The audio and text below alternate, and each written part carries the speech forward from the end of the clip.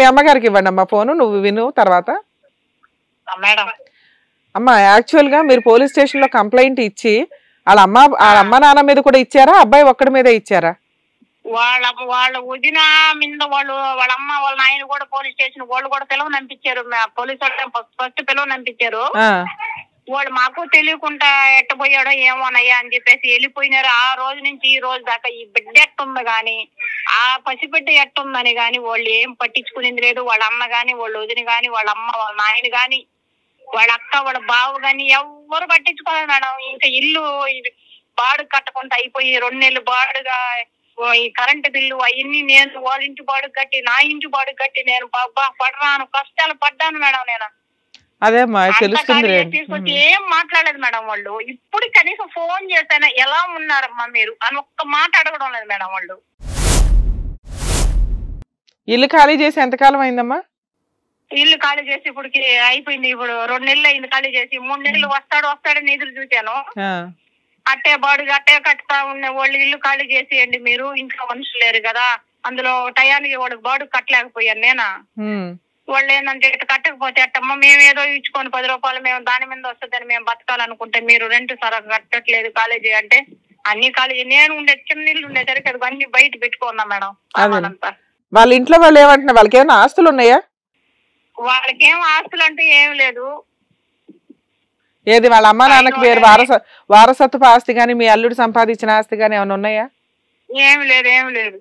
మరి ఇప్పుడు వచ్చిన అతను కష్టపడి తీసుకొచ్చే డబ్బులతోటే ఇవ్వాలి కదా మీకు ఏదన్నా ఇవ్వాలన్నా. అవును మేడం. ఓకే.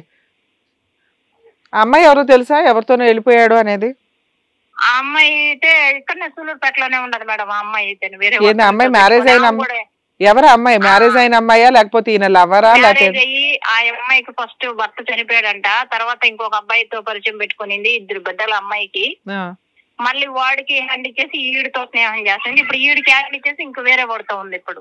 సరే అప్పుడు మీ అల్లుడు ఫ్రీ అయిపోయినట్టే కదా?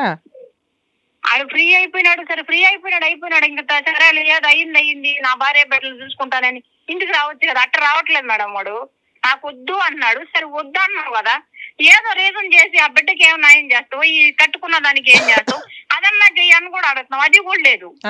అసలు ఏం మందలకైనా మనిషి ఉంటే కదా. ఇప్పుడు మీకు క్లారిటీ ఉంది. అతను ఎట్టి పరిస్థితుల్లో అమ్మాయితో నేను ఉండను, ఏం చేసుకుంటారో చేసుకోండి అంటున్నాడు. వాళ్ళ ఫ్రెండ్స్ ఎవరన్నా తెలుసా అమ్మా? అబ్బాయి వాళ్ళ ఫ్రెండ్స్, మీ అల్లుడు ఫ్రెండ్స్ ఉన్నారు మేడం. ఫ్రెండ్స్ అయితే ఉన్నారు. వాడు ఇన్స్టాగ్రామ్ లో ఫాలో అయ్యే వాళ్ళు, వాడు కాడ మనుషులు చాలా మంది. ఇన్స్టాగ్రామ్ లో ఫాలో అయ్యే వాళ్ళందరూ వాళ్ళ ఫ్రెండ్స్ ఎవరు గాని అతనికి ఆల్రెడీ ఉన్న ఫ్రెండ్స్ ఎవరో ఉంటారు కదా, వాళ్ళు ఎవరైనా పరిచయమా? వాళ్ళు ఏమైనా ఎక్కడుంటాడో వాళ్ళు ఎవరైనా చెప్తారా మీకు? ఊరు అడిగిన చాలా మందిని అడిగినాను. అడిగితే మాత్రం నాకు తెలియదు అని చెప్పేశారు. శివ అని ఒక పిల్లోడు ఉన్నాడు సంతపేటలో, ఆ అబ్బాయి మంచి బెస్ట్ ఫ్రెండ్. అడిగితే నాకు అబ్బాయి సంబంధమే లేదు అని అంటున్నారు. ఇటీవల నెల క్రితం మా తమ్ముడు ఒక అబ్బాయి చూసాడంట వాడిని. ఇక్కడ నెల్లూరులో అపోలో హాస్పిటల్ ఉంది, ఇటు ముత్తుకూరు పోయే లైన్, ఆ లైన్ లో నేను చూసానని మా తమ్ముడు అన్నాడు, మా పెదనాయన కొడుకు. అమ్మా అతను ఎక్కడికి పారిపోలేదు. వాళ్ళ పేరెంట్స్ అందుబాటులో సీక్రెట్ గా మీరు ఏదైనా కేసులు ఫైల్ చేస్తే అరెస్ట్ వారెంట్లు ఏమన్నా వస్తే అప్పుడు నోరు మూసుకొని బయటకు వస్తాడు. అరెస్ట్ వారెంట్లు ఏమి లేనప్పుడు ఏం చేస్తాడు? నువ్వు బలగం లేదు, వీళ్ళేమి ఫైటింగ్ చెయ్యర్లే, బయటకు వస్తే నా మీద అనవసరంగా కేసులు వేస్తారు, దాక్కొని ఉంటే వాళ్ళే కొన్ని రోజులకు మర్చిపోతారులే అని వాళ్ళ తెలివితేటలు వాడుతున్నారు వాళ్ళు. ఏంటంటే ఇప్పుడు మనం అట్లాగే ఉండిపోతే మళ్ళీ ఇంకొక దాన్ని ఏదన్నా దాన్ని చేసుకుంటే ఆ తర్వాత మీరు ఇన్ని రోజులు ఎందుకు గమ్మునున్నారు, మీరు పట్టించుకోవాలి కదా, మీరు ఎత్తుకుండాలి కదా, అది ఇది అని అంటారని అదొక వేరే ఆలోచన అయిపోయింది. ఏమీ లేదమ్మా, నువ్వు అలాగే చేసావు, మంచిగా చేసావు ఇప్పటిదాకా. ఎందుకు అంటే బేసిక్ గా ఇమీడియట్ గా ఎప్పుడు కంప్లైంట్లు ఇవ్వాల్సిన అవసరం లేదమ్మా. ఇంట్లో నుంచి వెళ్ళిపోయాడు, నువ్వు వెళ్ళి కంప్లైంట్ ఇచ్చావు, మాక్సిమం ట్రై చేసావు. ఇక్కడ ఆల్రెడీ వచ్చి కూడా ఒక నిమిషం అమ్మా, ఇంకా నేను మాట్లాడతాను వినండి, మళ్ళీ లాస్ట్ లో మాట్లాడతారు మీరు. సో మీరు వచ్చి కూడా ఆల్రెడీ 7 months నుంచి అబ్బాయి ఇంట్లో నుంచి బయటకు వెళ్ళిపోయాడు, మీరు కంప్లైంట్ ఇచ్చారు, అతను వస్తాడు, కౌన్సిలింగ్ ఏదైనా జరిగిద్దని మీరు ట్రై చేశారు. అతని అవైలబిలిటీ లేకపోవడం వల్ల పోలీసులు ఏం చేశారంటే కేసును అలా పక్కన పెట్టేశారు. నువ్వు 10 సార్లు తిరగలేక స్పందనకి వెళ్ళావు.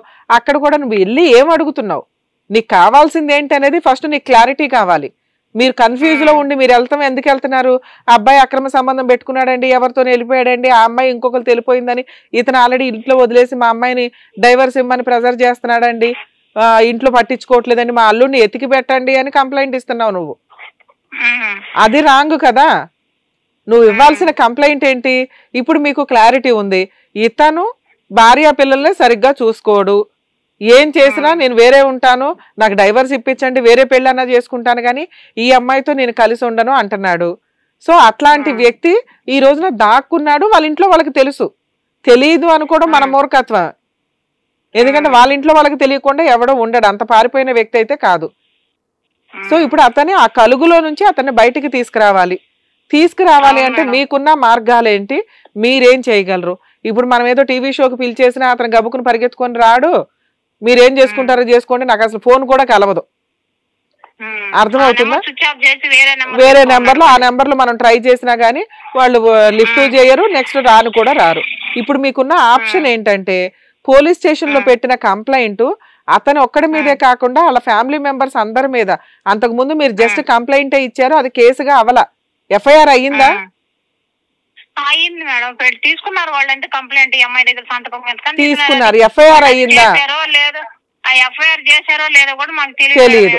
ఓకే, ఇప్పుడు మీరు చేయాల్సిన పనమ్మా, మీరు అడ్వకేట్ ని పెట్టుకోలేకపోతే మీకు ఆల్రెడీ సఖీ కేంద్రాలు అవి ఉంటాయి కదమ్మా, ఉమెన్స్, వాటి దగ్గరికి వెళ్ళి మీరు చేయాల్సిన పని గవర్నమెంట్ లాయర్ని ఇవ్వమని అడగండి.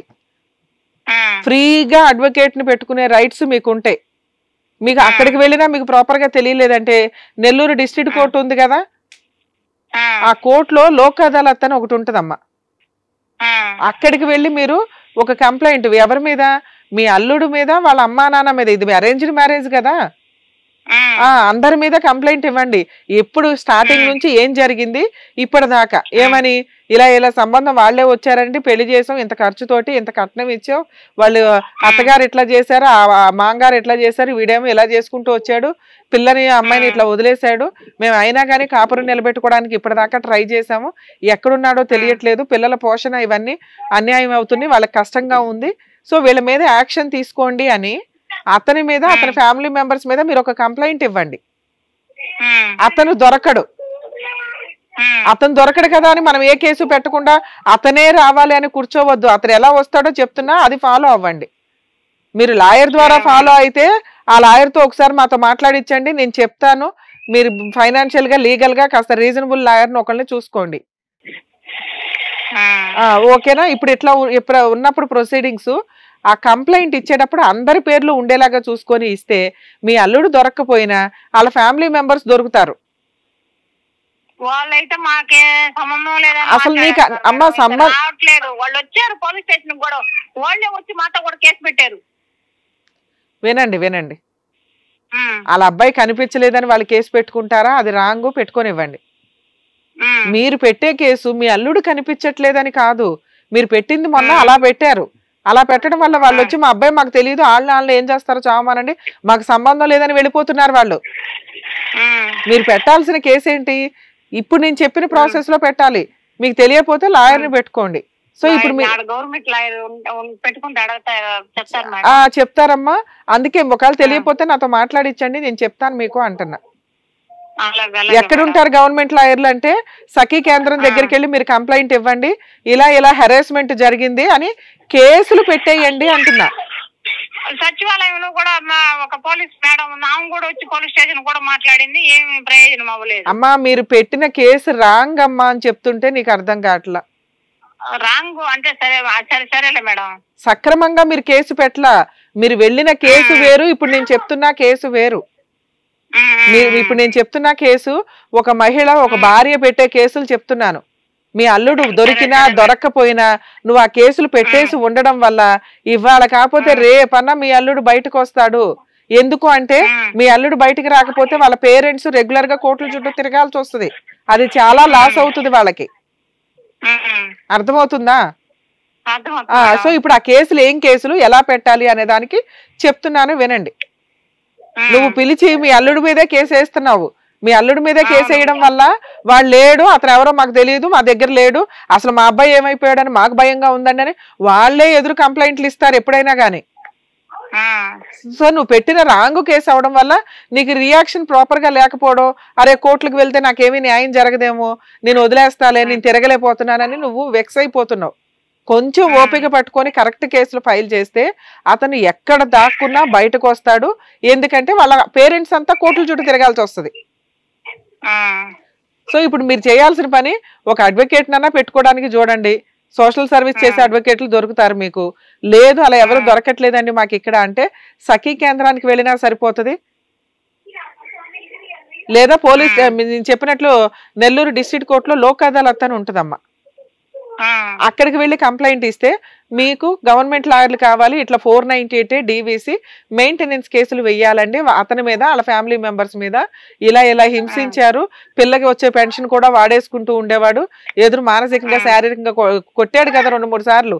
ఆ కొట్టినవి, డబ్బులు వాడేసుకున్నవి, అక్రమ సంబంధాలు పెట్టుకున్నవి, వాళ్ళ పేరెంట్స్ మొన్న వచ్చి ఏమేం మాటలని వెళ్ళారు, ఇవన్నీ చెప్తూ అందరి మీద మీరు కేసు పెడితే 498 DVC నడుస్తూ ఉంటాయి. నడవనివ్వండి. ఈ రోజున మెయింటెనెన్స్ కేసులు చాలా ఎక్కువ ఆర్డర్ అవుతున్నాయి.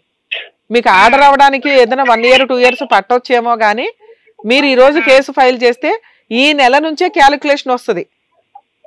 మీకు ఫేవర్గా నెలకి 5,000 10,000 అని కోర్టు ఆర్డర్ చేసింది అనుకోండి, ఎప్పటి నుంచి ఆర్డర్ అవుతుంది అంటే ఈ నెల నుంచి ఆర్డర్ అవుతుంది. కేసు ఈ నెల వేసావు కదా, నువ్వు ఇప్పుడు 7 నెలలు టైం వేస్ట్ చేసావు అని చెప్తున్నా. ఇప్పుడు నువ్వు కేసు ఫైల్ చేస్తే ఆటోమేటిక్ గా అతను వస్తాడు. అతను రాకపోయినా వాళ్ళ పేరెంట్స్ మిగతా 2 కేసులకి తిరగాలిగా, 498 DVC కేసులకి. వాళ్ళు తిరుగుతూ ఆ అబ్బాయిని బయటికి లాగుతారు. ఎందుకంటే అతని మీద అరెస్ట్ వారెంట్ పెండింగ్ ఉంటది.